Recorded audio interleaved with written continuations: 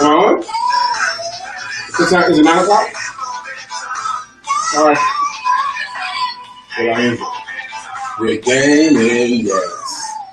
Hello. It's Monday Night Sales Mastery. Woo-hoo! We're about to get it in. Monday Night Sales Mastery. Thank you for joining me, especially those of you who are here each Monday night. My name is Brian McNeill, and my company is called Very Personal Sales Coaching. And it's my attempt each Monday night to give you guys something that you can use right away. Monday night from 9 to 9:30, 30 minutes of sales training for free. I just give this to you. I have heard good news from the people that are taking my trainings regularly, that they're applying some things and seeing results that didn't have to invest money for. And I'm happy about that. This is a part of my ministry, to give and give and give and give, because I know the universe returns it back. So without further ado, hello again to everyone that's online. I have 9 points I want to make tonight. Only 9. That's all. Actually, I'm going to sneak in 2 more things too. So 11 things I want to talk about tonight. And my hope is tonight that I can get to take my time on each point that I want to cover. Really? Yes, I want to take my time. For some of you, what I'm about to cover tonight is going to be a review. And for others of you, this is going to be brand new and revolutionary. So let's just get right into it. By the way, thank you for all of you guys that have bought my books. My book's The Shortcut, The Fastest Route to Selling Your Services. And my book, Asking for the Money, How Anyone Can Close More Sales, Even You. Baby, turn that. Oh, wait, I don't need to see that. Thank you. Thank you very much. All right, because it's drawing my eyes to whatever's going on over there. Okay, so let's get right into it. Now, tonight's broadcast is titled, What Do They Really Want From You? What is it that your clients and potential clients really want from you? Now, Hey, Ro. This is going to be 2 things. Rose, she's been with me for a little while now, so some of this is going to be review for you, Ro. So there's 2 things that they really want from you. They will give their time, they'll give their attention, and they'll give their money to the people that will give them this. Now, this is old school, but less and less salespeople understand this concept. There's 2 things that they really want from you, the professional salesperson. If you're endeavoring to secure clients, there's 2 things that your clients really want from you. So I'm just going to get right into it. The first thing that they really want from you, they really want this from you, is they want you to solve one of their problems. How many? 1. All of them? 1. As many as you can? No. 100 of them? No. Just 1? They only want you to solve 1, maybe 2 problems. The more problems that you espouse that you can solve, well, I can help you with your taxes. I can help you with your fitness. I can help you with your credit. I can help you with your relationships. You're doing those. Yeah, that's too much. The more things that you say you can solve, the less credible you become. You don't want to come across as a wandering generality. You want to come across as a meaningful, specific. Okay. They really want you to convey that you can solve 1 of their problems. 1, maybe 2. In my business, I can help them to sell themselves and their services better than they ever have before, so they can earn more money than ever before. You hire me when you want to start accumulating clients. That's when you should make your call to me and get your free consultation. When you want to start accumulating more clients, that's what I specialize in. That's when you should talk to me. But all that other stuff, that's not the time to call me. If you're not ready to start accumulating clients. Now, I say it that way because I have had clients that have said to me, and not many of them, but I have clients that have said to me, well, after the 1 or 2 sessions with me, they say, well, Brian, we're going to have to slow up on the coaching sessions now. Or even take a break from the coaching sessions. I said, well, why do you want to take a break now? We just started the ball rolling. Well, you just showed me how I can start accumulating clients, and I'm not sure that I'm ready to take on clients like that. And I appreciate people that say that. The gentleman I'm thinking of was a very mature man. I'm not ready to bring on this level of clients yet. So he wanted to slow down, which is great. But if you're on this broadcast and you're ready to start accumulating clients, it's a good time to take advantage of your free phone consultation. Absolutely. So number one, they want you to solve one of their problems. How can you convey that you can solve one of their problems? Two ways. One is tell them, but if you tell them that, you have to demonstrate that you can solve a problem. Teach them something up front, give them something for free, or have a ready cadre of supporters that will sing your songs. Brian did this for me, and he could do it for you, or whatever your name is, okay? You don't have to say Brian. The second thing they really, really want from you, number two, they really want from you is they want you to make them feel important. Can you see this on the screen? Yeah, we can see it. Make them feel important. We need to get some black markers though, because it's a little bit. I'm gonna switch to the green. Solve one of their problems. Number two, that they really want from you is they want you, the professional salesperson or the person that's trying to get their business. If you're trying to get them to hire you or buy from you, they want you to make them feel important if you're trying to get their money. They see themselves, all of your clients see themselves as the good guy. Mm-hmm. They are the good guy. They're the star of the stories, and if you want their money, you must earn it. Hey. One way you earn it is you make me feel important. How can you make someone feel important? Treat them as if they was important. Imagine this. So Lisa, I want to introduce you to a friend of mine. She's a self-made millionaire. She's been a millionaire for many, many years, but she doesn't like talking about her wealth. Okay? So I'm going to introduce you to her, but don't bring up all her money. But she's a multi-millionaire. She's got every toy known. She drives the best Maserati you can buy. But I want you to meet her. Now, maybe not you, but most people with that kind of a setup, you're about to meet a millionaire. You're about to meet a person that's done great things in the community. How would you treat them? Mm-hmm. Even if you didn't talk about their money, how would you treat them? With respect. You would treat them with respect. You would treat them with gentleness. You would treat them with kindness. If I told you the person I'm about to introduce you to is a millionaire and is civic-minded and gives and helps, they want to give and help, you would treat that person wonderfully well. Mm-hmm. Now, the way you would treat that person that you thought was a millionaire, mm-hmm. that's how you should treat every potential client. All of them? Every, E-V-E-R-Y, every potential client, you should treat them as if they were already millionaires. Particularly, and this is something that you need to know, if they've never really had much money. Or if they're still in the ascendancy stage. Mm. Ascendancy stages mean they're not arrived yet, but they're on their way. Hey, they're not making the money that they want to make yet, mm-hmm. but they're on their way. Those kinds of people who are ascending, you really should treat them as if they was millionaires because of two things. One is they haven't been treated that way by most salespeople before, so you stand out. And the second way is what's right. It's the right thing to do. You should treat them that way. If you will start treating every one of your potential clients as if they were already millionaires, you're going to notice even you will treat them better. You'll notice it yourself. Think about that now. Start treating them all as if they were already millionaires and watch how your response is much better. Awesome. Okay? Now, this is a good place for me to bring in some other stuff that I didn't plan on talking about tonight. All right. But I'm going to cover it anyway real quickly. Yeah, 9:09. I'm at 9:09, so I've used a third of my time already. I'm just saying. Your business card. I'm not going to spend a lot of time on this, but I'm going to talk about your business card, your handheld billboard. Now, I've seen a lot of different business cards, people trying to get clever with their business cards. I've seen people with round business cards. I've seen people with oversized business cards. I've seen people with exceptionally thick business cards. I've seen cards that are really, really glossy. I've seen cards that were kind of spongy.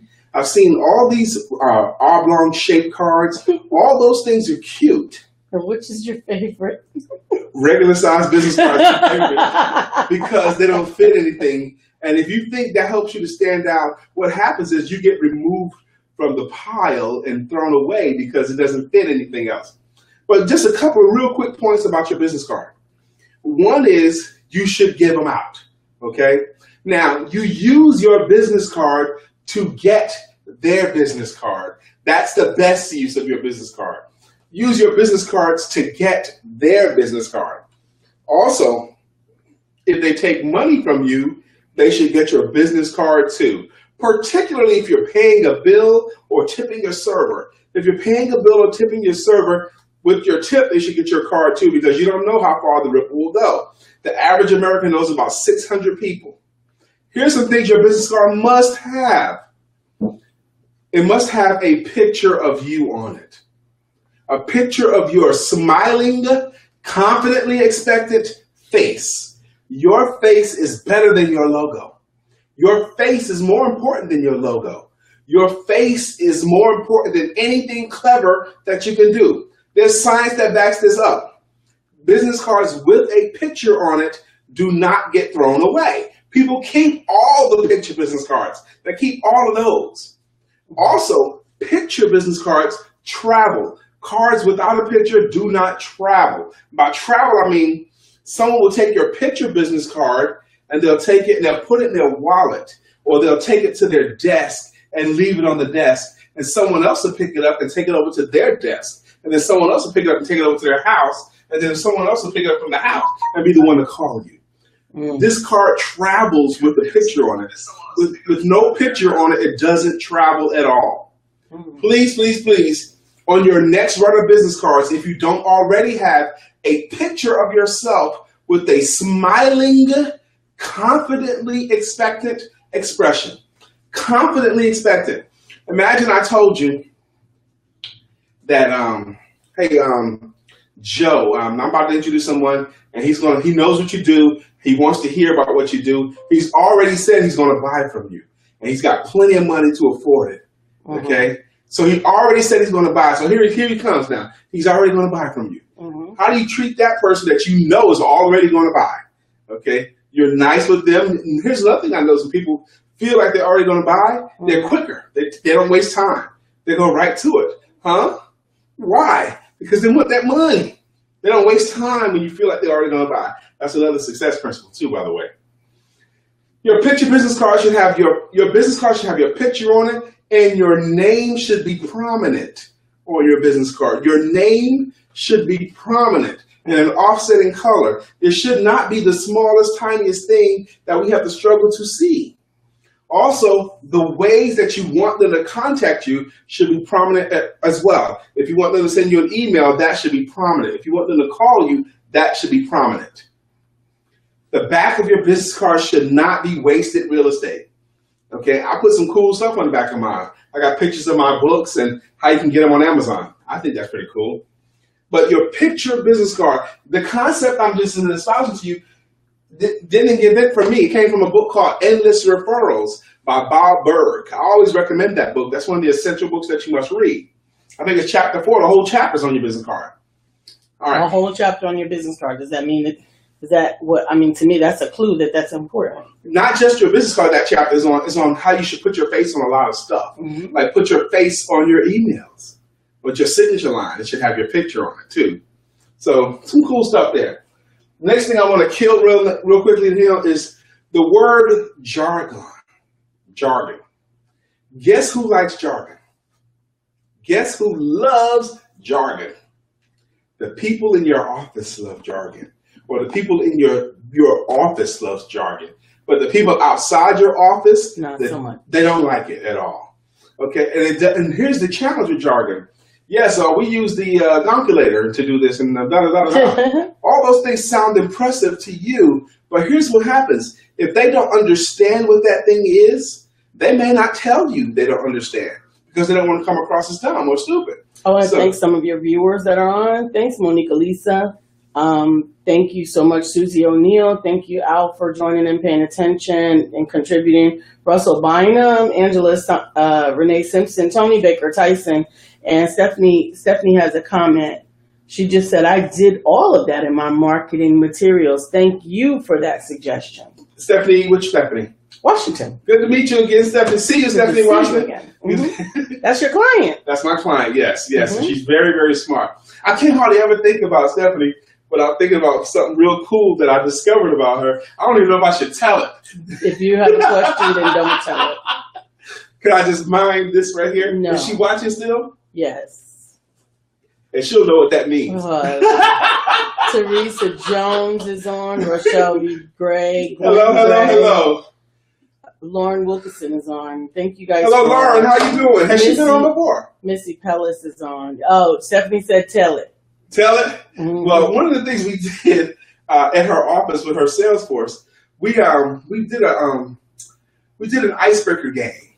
And the game is where you tell 2 things that are true about yourself and 1 lie. And one of the things that Stephanie told was the truth that I initially thought was a lie, because she looked so feminine, you know. Hey, Darlene She looked so feminine and soft and everything. But she told us that she's a really good boxer, that she's really good at it. You wouldn't look at her and say she's a boxer, but she told us that she's really good at boxing, that she trains in boxing. So whenever I see her now, I think about Stephanie boxing. I imagine it. Like, goodness gracious. Don't let the looks fool you. Don't let the smooth taste fool ya. All right, how am I doing on time? You don't have any time left. It's 9:16. Are you kidding me? No. How many thousand did you think you were going to do tonight? I'm just going to write them down, okay? It's 9:16, so I got 14 minutes to go. All right. What should I cover? Okay, it's 7 things I'm going to write now. I did 2 things, the things they really want from you, and the 7 reasons why they will buy. This is a very, very important thing. This is going to be reviewed from some of you guys, but if you guys have never been on here before, you've got to understand this, and you've got to talk about your services through these filters. This is a must. A must. The 7 reasons why they will buy from you. 7 reasons. Mm-hmm. Thank you. Aaron Hudson Page says, thank you. We will be sharing this with the Triangle Entrepreneurs. Woohoo! Well, Aaron, if you share what I'm about to share with you with them, they're going to consider you a hero, because they didn't know this I'm about to teach. Well, but these are the 7 reasons why people will historically buy from you. You need to know this. Number 1 reason, historically, is the word time. Time. Is there any part of your services that will save a client some time? If there is something about your service that will save them time, you need to say it. What, baby? Something is a shadow, a big shadow on the bottom of this recording. But go ahead, don't worry about it. I'll get it. Okay. You've got to talk about it. If there's any part of your services that will save a client some time, you need to talk about it. If it will save them time, people will give their money to the person or the thing that will save them time. If you're a personal trainer, is it possible that they can achieve their fitness goals faster with your help than they would without your help? If you're a nutritionist, if you're whatever, okay? Time. The second thing, and I'm going very, very fast here, is the word money. Money. This happens in 2 facets. People will give money to the person or the thing that will either save them some money or help them to earn more money, or both. Will your service save people money, help them to earn more money, or both? If it will help people to save money, earn more money, or both, you need to tell them. You need to talk about how, work as a direct result of working with you, they will save some money, or they will earn some money, or both. If you're not sure how you should do this, you need to call me. Call my number, 919-345-4893, and I will show you how your services accomplish these goals.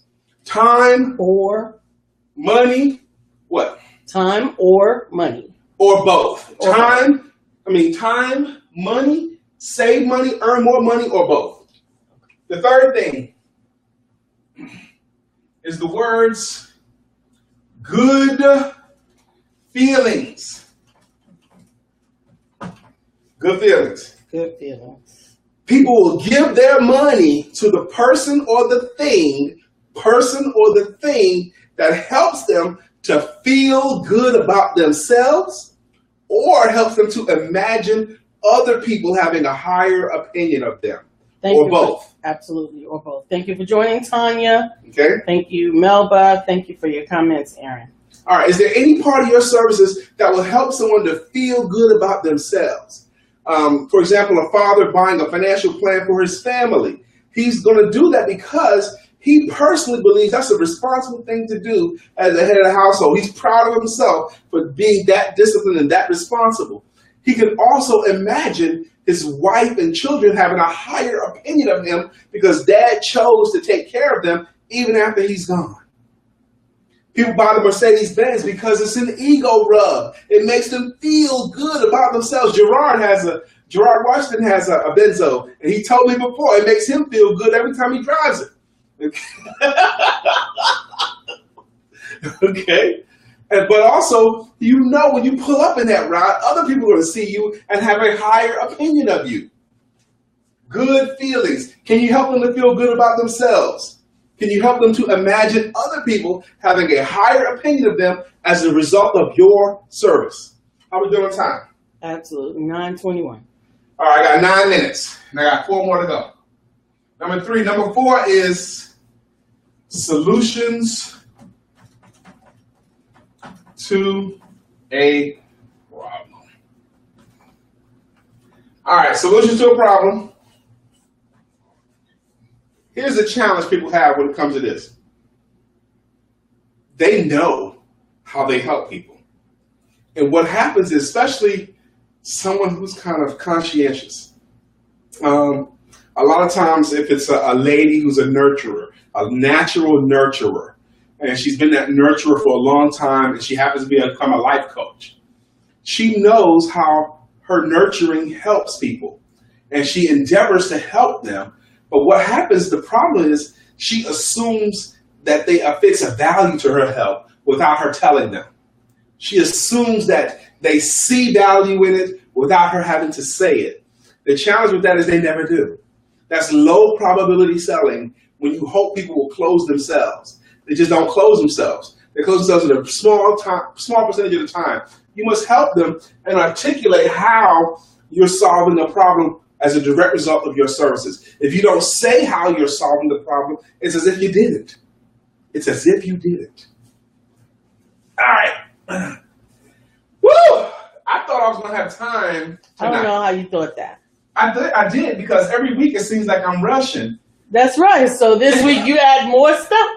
Every week it seems like I don't have enough time. So this week I'm going to do more things in less time. Honestly, I thought I was going to be able to spend more time on each facet tonight. Yeah. All right, how am I doing on time now? It's 9:23. All right, the next one is number 5. Good health.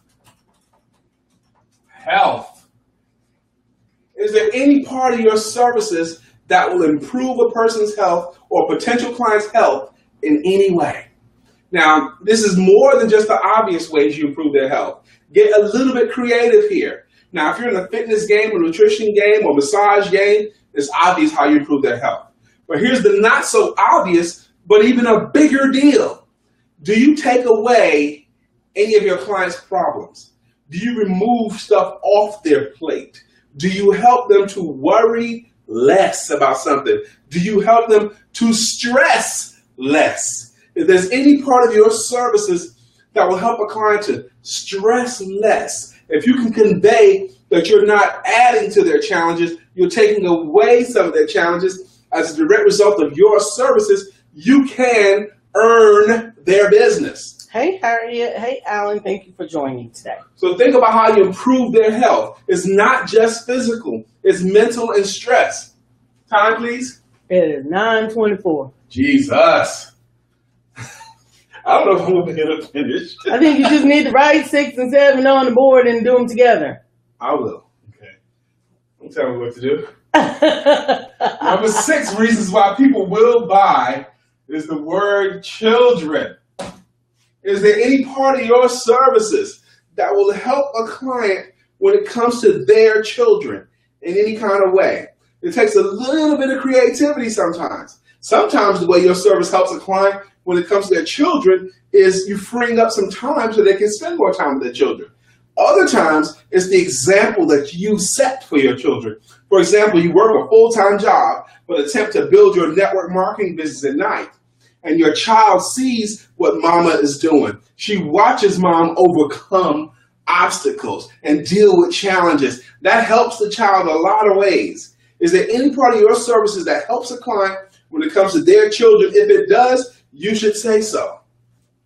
And number 7, why people will historically buy are pets. P-E-T-S, pets.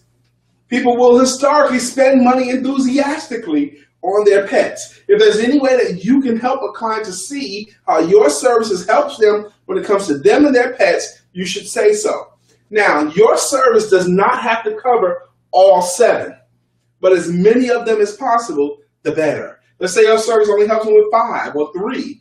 That's the ones I want you to talk about. Let's say your service only helps them with 2, time and money. When you're talking about your business, you should go through the filters of time and money. You should say how you save them some time.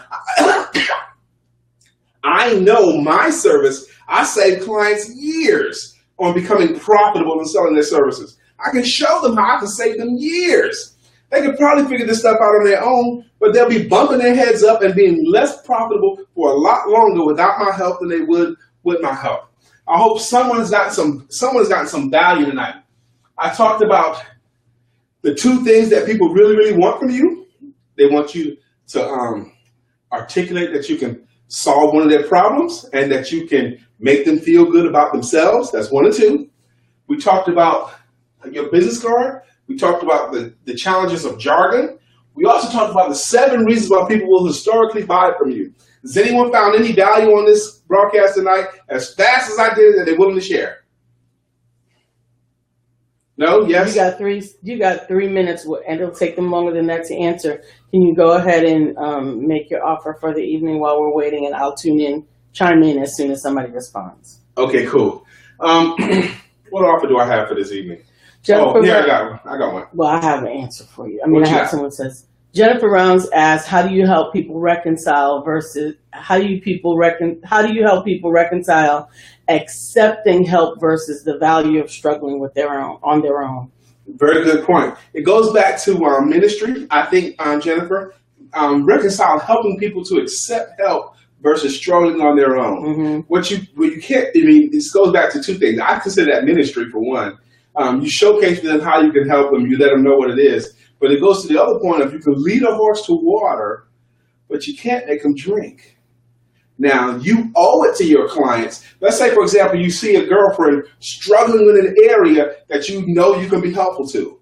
Your job is to let them know that you can be helpful and offer your services to them. And you may have to offer your services more than one time. You let them know that you see them tripping up, you see them messing up, you see that you can be helpful to them. It's like they need a solution and the solution is standing in front of them, but you can't make them drink. Yeah, absolutely. I hope that helps. It does. And she says, yes, definite value. Stephanie says, always get value. I use these tips to sell my services so much easier. Yeah, yes, she does. And I'm very proud of what you and your husband and your team is doing. I see you guys on Facebook. Anything else? Here's my offer, unless you got another one. Here's my offer. With me, it all starts with a conversation, and it starts out with free. I believe in fit before fee.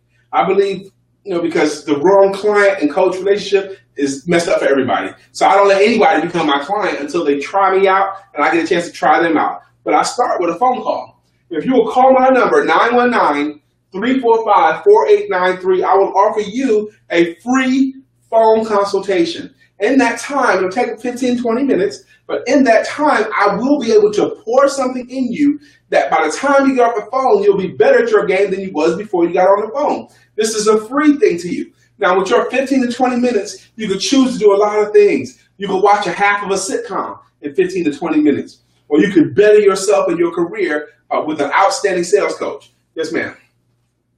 How are we doing on time? Woo! I thought I was going to have more time, but I didn't.